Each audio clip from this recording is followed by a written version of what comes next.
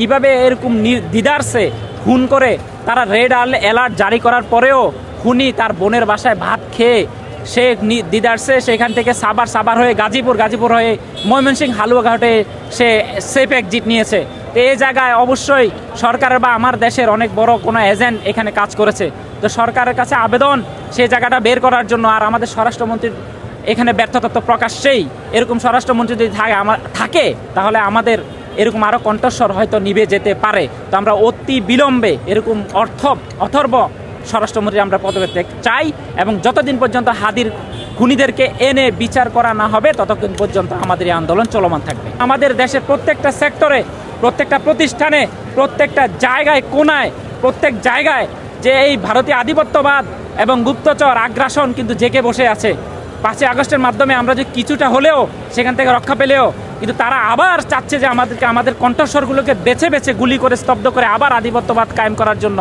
তো সেই জায়গা আর কখনো হবে না, সেটা হাদির উত্তরসূরিরা দিবে না। কারণ এক হাদি লুকান্তরের লক্ষ হাদি ঘরে ঘরে। ইনশাল্লাহ আধিপত্যের বিরুদ্ধে আমাদের আন্দোলন সবসময় চলবে ইনশাল্লাহ। হাদি ভাই তো উনি তো বলে নেমেছেন যে আমরা শহীদ হওয়ার জন্যই কিন্তু মায়ের উদর থেকে আমরা জন্ম নিয়েছি। আমার যতক্ষণ পর্যন্ত আমার মাথায় গুলি করবে বা আমাকে নিস্তব্ধ না করবে ততক্ষণ পর্যন্ত আধিপত্যর বিরুদ্ধে, ইনসাফের বিরুদ্ধে, সার্বভৌমত্বের পক্ষে, ইনসাফের পক্ষে আমি সবসময় লড়ে যাব।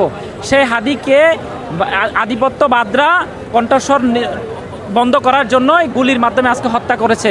কিন্তু তারা তো জানে না যে জীবিত হাদির থেকে মৃত হাদি কত শক্তিশালী। আজকে তারা অবশ্যই দেখতে পাচ্ছে যে এক হাদি তাকে স্তব্ধ করেছে, কিন্তু লক্ষ হাদি আজকে দাঁড়িয়ে গিয়েছে। হাদি আরেকটা কথা বলে গিয়েছিল যে আমি যদি এই আন্দোলন করতে যাই, যদি আমার মৃত্যু হয় তাহলে আমার সহপাঠীরা এই আন্দোলন চালিয়ে নিবে ইনসাফের পক্ষে। তাদেরও যদি মৃত্যু হয় আমার সন্তানরা চালিয়ে নিবে, আমার সন্তান থেকে সন্তান, এরকম প্রজন্ম থেকে প্রজন্ম আমার এই আন্দোলন চালিয়ে নিবে। তারপরেও আমরা কখনো ভারতীয় আধিপত্য কোনো আগ্রাসনের কাছে আমরা কখনো মাথা নত করব না।